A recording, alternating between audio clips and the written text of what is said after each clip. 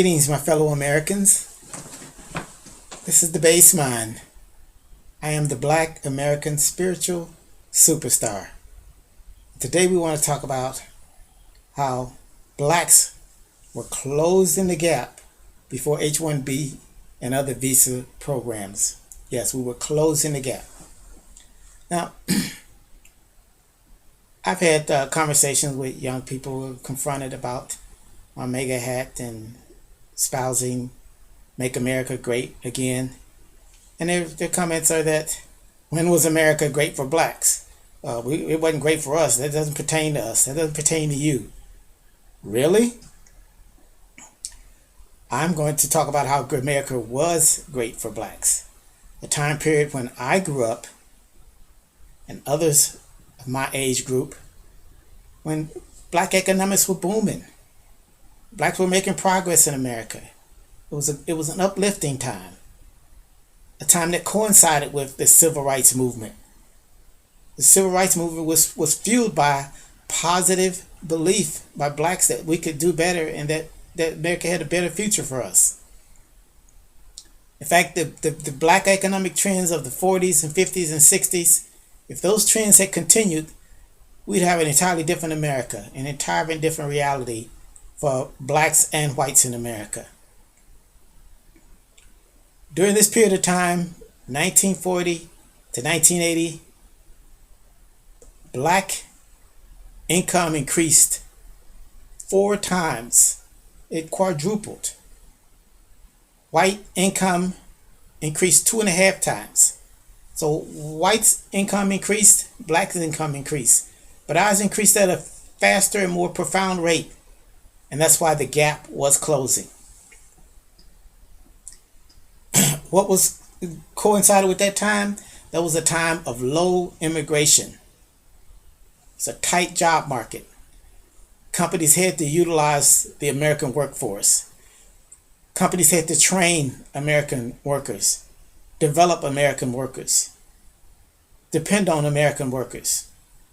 So consequently, American workers benefited and the corporate world benefited. Anytime we have a situation where jobs have been tight and there's a dependence on Americans, that has benefited blacks. Blacks, we're a major part of the workforce in America. If you do good by blacks, you do good by America. But what happened? In 1965, major immigration legislation was passed. It was compounded in 1990. And we're not talking about just traditional immigration of people showing up and petitioning to come into the country.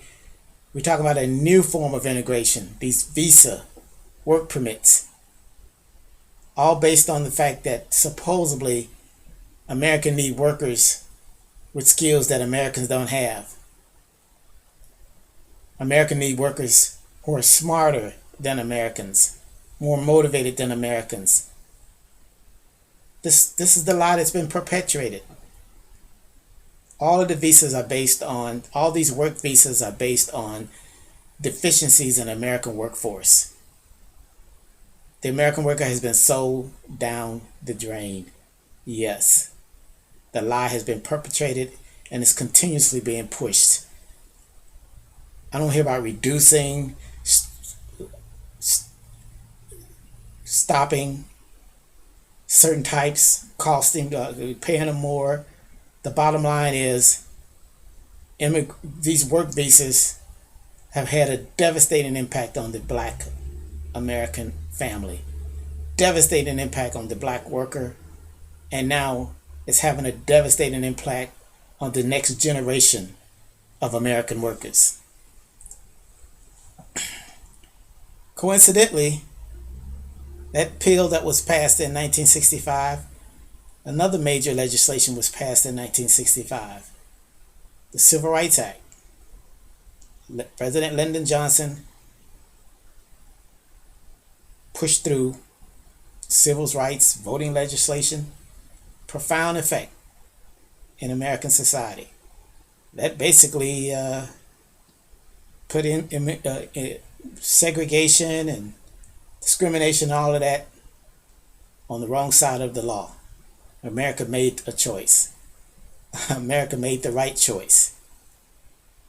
But at the same time, America started importing alternatives to blacks, alternatives to blacks having an opportunity to participate in the American dream. If we're at the bottom of the totem pole and you bring in more workers, we're the first ones to suffocate, we're the first ones to suffer. That's just a reality.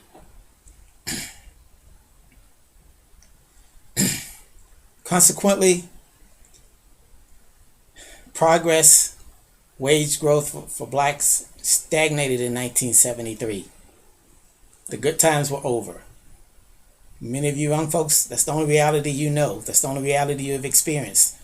But that's the reality that exists today. The gap has widened. It's become more profound. Black jobs are non-existent in some industries, in some particular professions. We're becoming invisible. Like we don't exist here in America. This fueled a whole new series of social maladies. Crime, drugs, mass incarceration, single moms, fatherless homes, despair, welfare.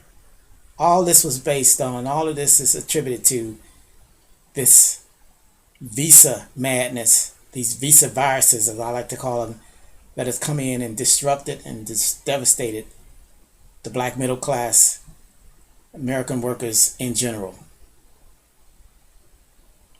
So we should be looking at stopping, impeding, just all immigration policies that constrict black economic growth and development.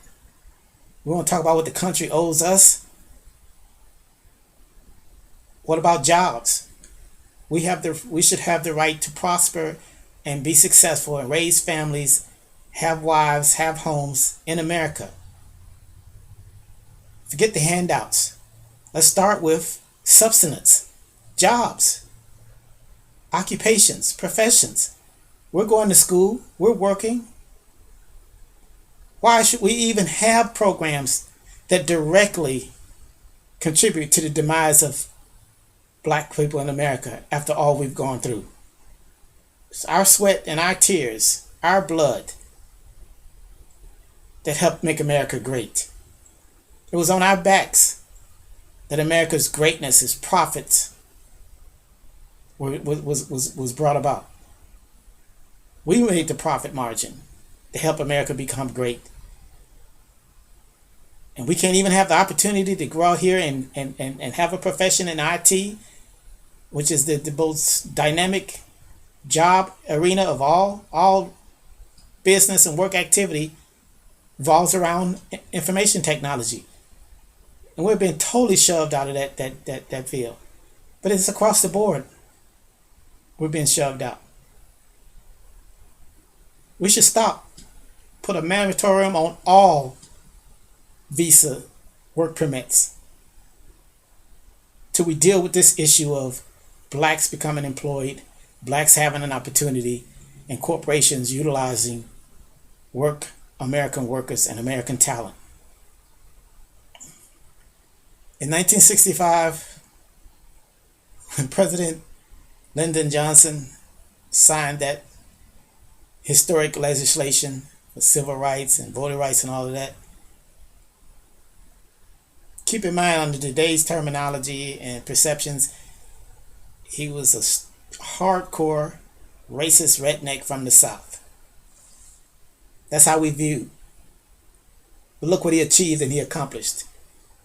He took his Senate experience, twisted arms, got the Dixiecrats to come to the table and created legislation and laws that have freed us legally and socially to enjoy the full fruits of this nation that we've toiled in.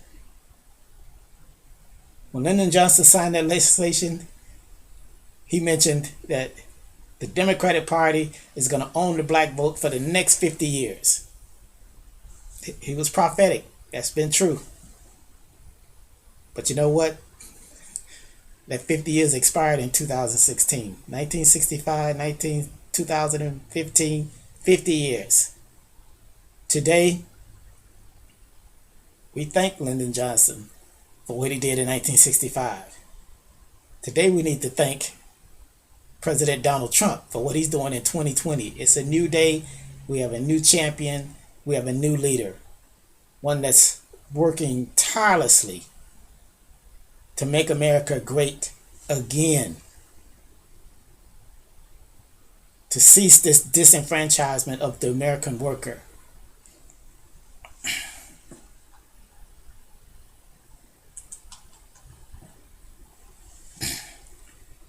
This president is attacking it from all angles. Trying to bring back manufacturing, reestablish our control over the supply chain, protect our technology, get companies to invest in the American worker,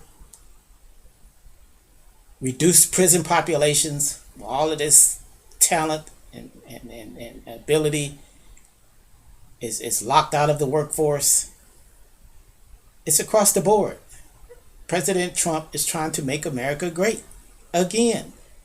We can have greatness. We can believe in it. Now, maybe some of the young folks have never experienced it, but America was on the right track, and we have a president that's putting it back on the right track.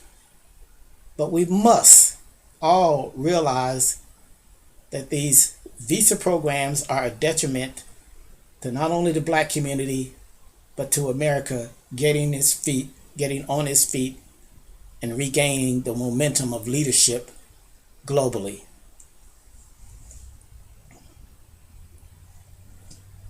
Thank you so very much for your audience. God bless you.